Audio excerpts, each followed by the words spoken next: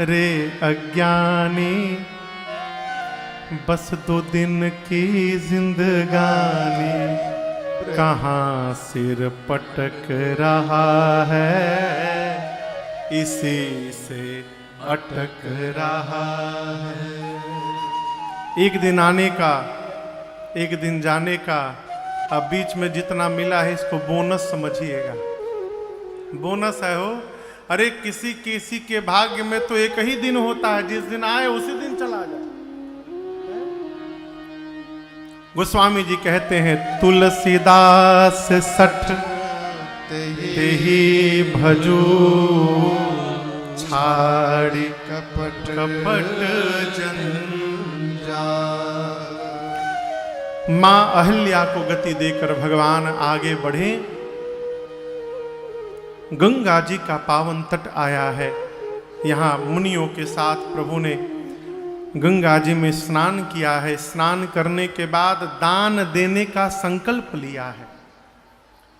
यहाँ गोस्वामी जी कहते हैं, विविध दान मही देवन पाए। राम जी अयोध्या से खजाना लेके नहीं गए थे दान देने के लिए। कई लोग बहाना मारते, महाराज है ये नहीं है, कहां से दें हम, है नहीं है मेरे पास। संकल्प ले लीजिए, संकल्प ले लीजिए और ब्राह्मण देवता का मोबाइल नंबर ले लीजिए, घर में जाकर उनको गूगल पे से भेज दीजिए।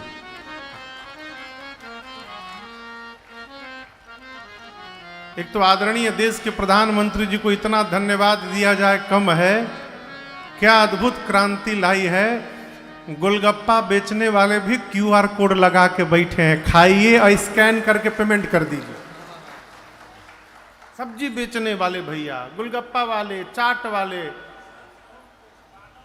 पान वाले भी।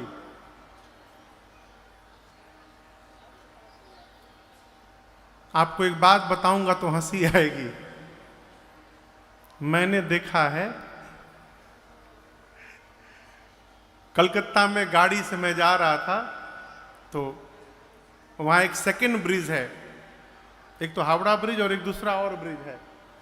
तो सेकेंड ब्रिज पर टोल टैक्स है। तो गाड़ियाँ खड़ी रहती हैं तो वहाँ मांगने वाले, आप समझ रहे हैं ना आप लोग,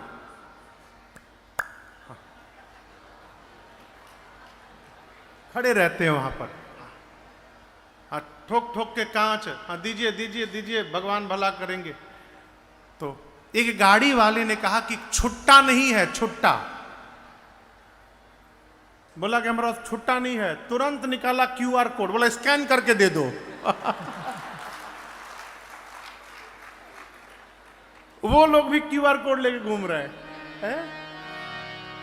क्यों कह रहा हूं, कहीं भी जाइए तो देने का स्वभाव बनाइए।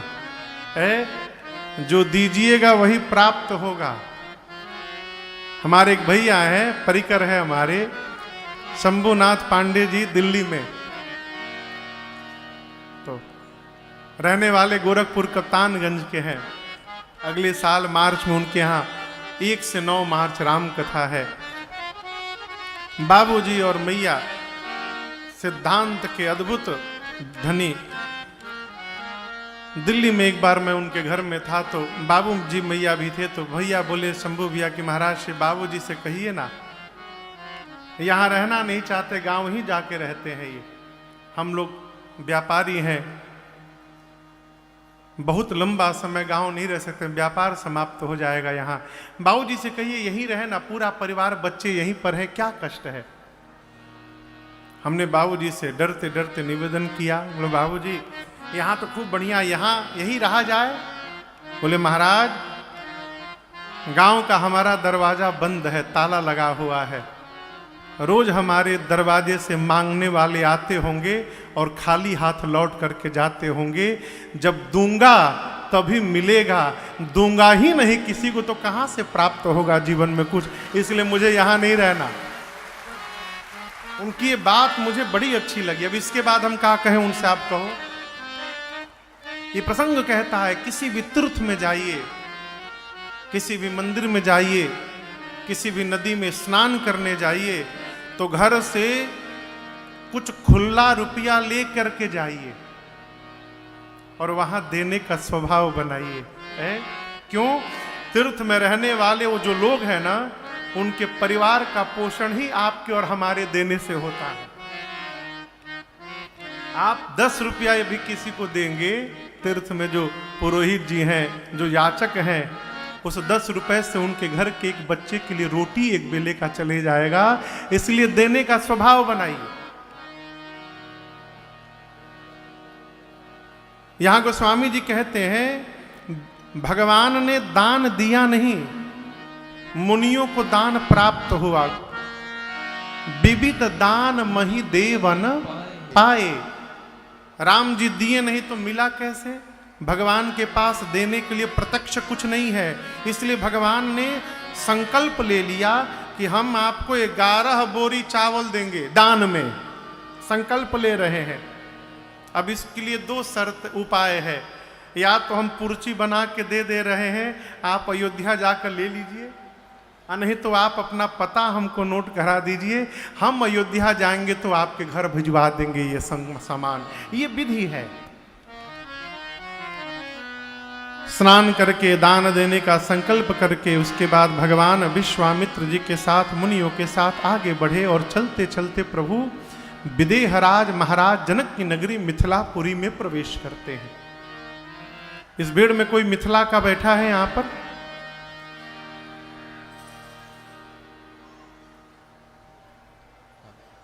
कहाँ? अरे बाबूजी बैठे हैं मिथिला के। मिथिला के हैं, कैसे बजा रहे हैं? अच्छा मिथिला के हैं, अहाँ के मिथिला के छे। मिथिला धरती पर अद्भुत नगरी है मिथिला, जगदम्बा जहां अवतरी सोपुर भरने की जाए। मिथिला कभी समय मिले तो मिथिला होकर आइए जनकपुरी। जितना बढ़िया भोजन वहां प्राप्त हो जाएगा, धरती के किसी कोने में वैसा भोजन मिलने वाला नहीं है। हम लोग सरकार दुबई गए कथा गाने के लिए इसी वर्ष, तो वहां एक मिथिला का समाज है, 10-12 परिवार हैं लोग। तो जिस दिन सीताराम विवाह प्रसंग था, उस दिन वही लोग यजमान थे कथा में। पूरा परिवार उनका आया, यजमान रहे कथा में। कथा के बाद बोले, सरकार हमारे यहाँ ठाकुर जी दुल्हा बन के आए तो हम लोग खूब स्वागत किए थे, उनको महीनों रोक के रखे थे, अपने घर ही जाने नहीं दिए अयोध्या, भोजन कराते रहे।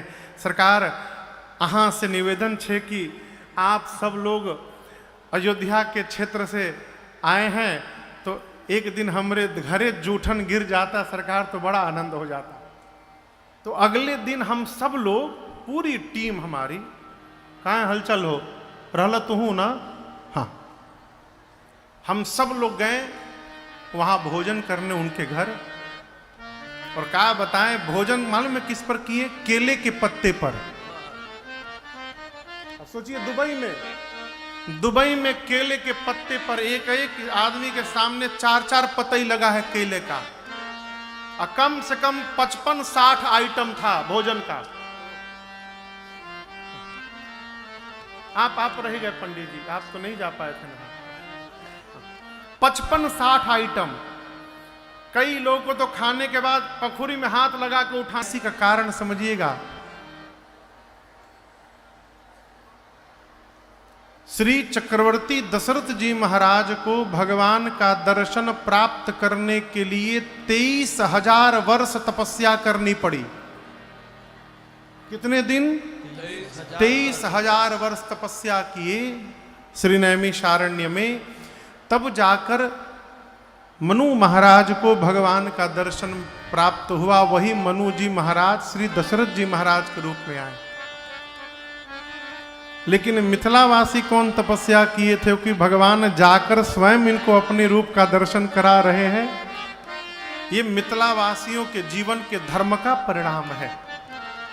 उनके धर्म के कारण वहां भक्ति ने अवतार लिया, और जहां भक्ति पहुंच जाए वहां भगवान को बुलाना नहीं पड़ता।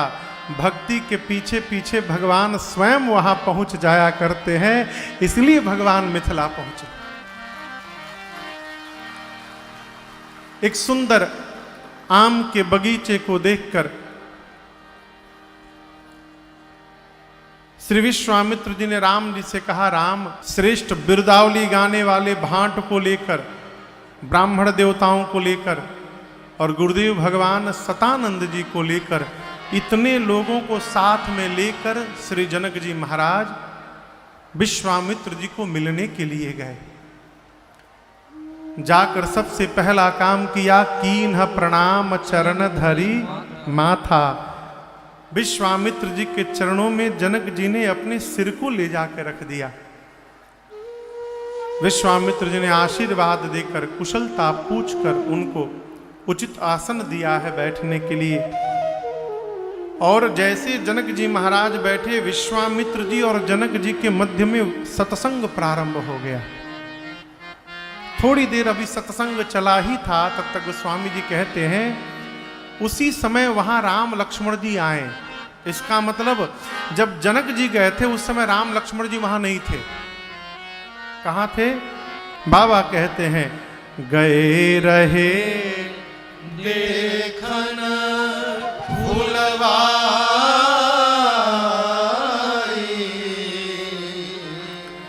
श्री राम लक्ष्मण जी दोनों भैया श्री जनक जी महाराज के आने के पहले ही बगीचा देखने चले गए। अब यहां कारण समझिएगा। जीवन में जब अपने श्रेष्ठ के साथ यात्रा की जाए तो इस बात का सदैव स्मरण रखा जाए कि हमारे श्रेष्ठ का श्रेष्ठत्व सदैव बना रहे। यात्रा में हमको ऐसा विचार व्यवहार करना चाहिए। राम जी सोचे, यदि मैं बाग में रहा और जनक जी महाराज उस समय आ गए, और जैसे जनक जी की दृष्टि हमारे रूप पर पड़ेगी तो हमको देखने के बाद जनक जी कुछ देखने लायक बच ही नहीं पाएंगे, वो मेरे में ही खो जाएंगे। और जब मेरे में खो जाएंगे तो मेरे गुरु जी का सत्कार कैसे करेंगे? फिर तो मेरे गुरुदेव का अपमान हो जाएगा। नहीं, पहले मेरे गुरुदेव का आदर सत्कार हो जाए, उसके बाद मैं आऊंगा। राम जी स्वयं बहाना बनाकर बगीचा देखने के बहाने दोनों भैया वहां से निकल लिए। जनक जी आए, स्वागत हुआ है, बैठे। अब बीच में थोड़ी देर बाद राम लक्ष्मण जी आए, और जैसे भगवान आए, गोस्वामी जी कहते हैं जितने लोग वहां बैठे थे सब अपने आप खड़े हो गए। उठे सकल जब रघुपति आए। ये क्या है? ये श्रेष्ठत्व है। श्रेष्ठ को बताना नहीं पड़ता कि हम श्रेष्ठ हैं। जिसके भीतर दिव्यता है, भव्यता है, व्यक्तित्व है, वो समाज में जब भी कहीं पहुंचेगा तो उसके व्यक्तित्व की आभा सामने वाले लोगों को उठने के लिए अपने आप विवश कर देगी। बोल करके नहीं उठाना पड़ेगा। राम जी आए, सारे के सारे लोग खड़े हो गए। कोई पहचान नहीं रहा है कौन है। अभी तो भगवान छोट छोट लड़का है वो दोनों भैया, लेकिन सारे खड़े हो गए। विश्वामित्र जी ने राम जी को अपने बगल में बिठाया है। और यहां दर्शन करिए, जनक जी महाराज ने जैसे मेरे रघुनाथ जी को देखा सब भुलाई गए, सारा सत्संग भुलाई गए। मन में सोचने लगे कि ये गोरखा तो नहीं, लेकिन जो समरकू है ना, ये हमारी सीता के साथ इनकी जोड़ी बड़ी अच्छी लगेगी। अब ये हैं कौन, ये कैसे पता चलेगा? बाबा जी के साथ आए हैं, लेकिन कपड़ा तो राजकुमारों वाला पहने हैं। अभी बाबा जी के लड़का है कि किसी राजा के लड़का है, कैसे पता चलेगा? पूछ दिए, विश्वामित्र जी से पूछे, कहु नाथ सुंदर दो बालक, मुनि कुल तिलक किंद्री कुल पालक। प्रभु, ये आपके साथ दो सुंदर बालक बैठे हैं, किसी मुनि के लड़के हैं क्या? विश्वामित्र जी सिर से इशारा किए, नहीं। ये देखते चक्रवर्ती जी और गदगद हो गए, बोले किसी राजा के लड़के हैं क्या? अब इस पर विश्वामित्र जी कोई संकेत नहीं किया। और जब संकेत आप कुछ जानने की उत्साह में हो और सामने वाला कुछ बोले ना तो आप और विह्वल हो जाते हैं, व्याकुल हो जाते हैं। जनक जी बोले आप नहीं बोल रहे, मुझे जो समझ में आ रहा है मैं बताऊं। मुझे तो लगता है कि वेद जिस ब्रह्म को नेति नेति कहते नहीं थकते, वही पर ब्रह्म तो कहीं मेरे आंखों के सामने रूप धारण करके आके नहीं बैठ गया है। ये ब्रह्म लग रहे हैं मुझे। जिस प्रकार शरद पूर्णिमा की चंद्रमा को देखकर चकोर पागल हो जाता है, विश्वामित्र जी मैं सत्य कह रहा हूं, इस सांवले को देखकर आज जनक का मन पागल हो गया है। इनहि बिलोकत अति अनुरागा, बरबस ब्रह्मा सुख ही मन त्यागा। इनहि बिलोकत। आपको एक जनक जी महाराज की जब गोस्वामी जी ने वंदना की है बाल कांड के प्रारंभ में, तो कहते हैं प्रणवं परिजन सहित विदेहु, जाहि राम पद गूढ़ सनेहु। सहज सनेहु नहीं, गूढ़ सनेहु। और क्या, जोग भोग महराख्यो गोई, राम बिलोकत। जनक जी महाराज के जीवन का साधन, जीवन की साधना, जीवन की तपश्चर्या, उनके जीवन का योग उनके भोग में समाहित है। हम लोग भोग को जोग में भी छिपा के बैठे हैं, भोग को जोग के भीतर छिपा के बैठे हैं। जनक जी अपने जोग को भोग में छिपा के बैठे हैं जोगी, लेकिन दिखाई नहीं पड़ता कि जोगी है। ये जोग प्रकट कब होता है? गोस्वामी जी कहते हैं राम जी का दर्शन प्राप्त होते भीतर छिपा वो योग प्रकट हो जाता है, जो आज अभी इस समय हुआ है। जनक जी महाराज निर्गुण को मानने वाले हैं, निराकार तत्व के उपासक हैं, ब्रह्म को। जनक जी महाराज आकार को गलत मानते हैं, आकार नहीं होता। लेकिन दर्शन करिए, निराकार तभी तक समझ में आता है जब तक साकार का दर्शन नहीं हो गया है। एक बार मेरे सरकार के साकार का दर्शन हो गया, आकार का, तो आकार देखने के बाद निराकार अपने आप गायब हो जाएगा, जो आज हुआ है। जनक जी महाराज जो आकार को गलत मानते थे, मेरे सरकार के आकार पर अझुरा गए हैं, फंस गए। पूछे विश्वामित्र जी आप सत्य बताइए, ये है कौन?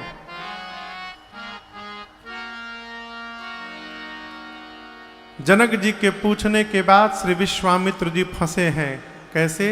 सोचने लगे यदि मैं कह दूं कि आप सत्य कह रहे हैं तो राम जी का गुप्त रूप प्रकट हो जाएगा ना, पता चल जाएगा राम जी भगवान है।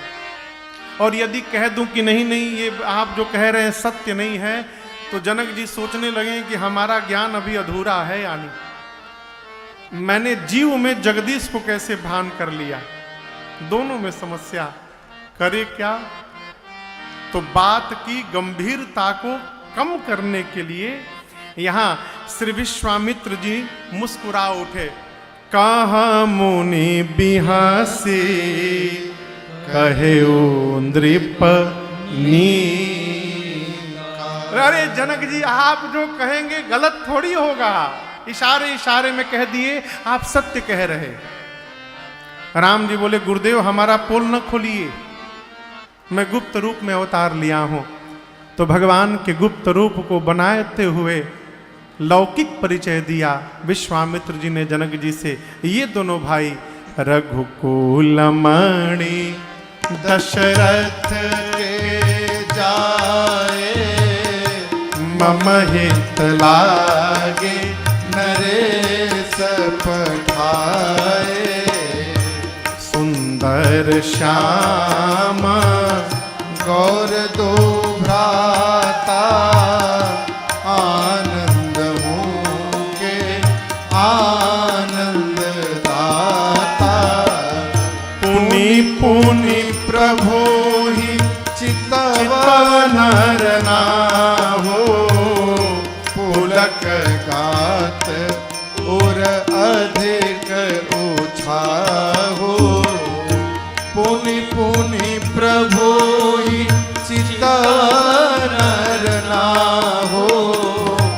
पुलक गात उर अधिक उछाहो। परिचय दिया, रघुकुल के मणि चक्रवर्ती सम्राट महाराज दशरथ के कुमार हैं दोनों। यज्ञ रक्षा के लिए महाराज ने साथ में विदा किया। राम जी ने यज्ञ रक्षा में घोर निशाचरों का वध किया है, मेरे साथ धनुष यज्ञ देखने आए हैं। जनक जी सुने, आनंद में आ गए, सोचे चक्रवर्ती राजा के लड़के आम के बगीचे में रहेंगे। अच्छा आप बताओ, एक ही मंत्र से सभी देवताओं की पूजा होती है क्या? तस पूजा चाहिए जस देवता। उसी प्रकार जिस प्रकार का अतिथि होता है, उसी प्रकार की उसकी व्यवस्था भी की जाती है।